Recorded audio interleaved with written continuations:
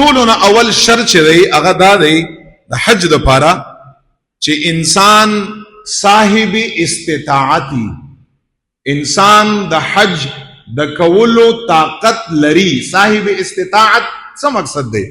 علما فرمای د صاحب استطاعت دا مطلب دی چې انسان د آنا او د جانا او الته د استوګنی د اغي د خرچي توان او طاقت هم لري، یعنی دومره پیسې ور سره چې تلایم شي راتلایم شي سلوي خرز الته د هستوګنی توفیق او طاقت او د خرچي وس او توان هم پکې موجودي.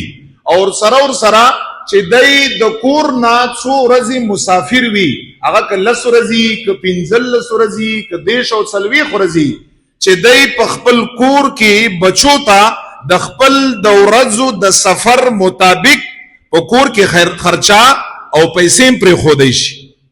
دا صاحب استطاعت دی، یعنی زما سلوي خرزي بهر دي او زما د کور مثال دومره خرچه ده، هغه ز خپل بچو ته پر خودي شم، آنا جانا او الته د استوګنی خرچه برداشت کولای شم.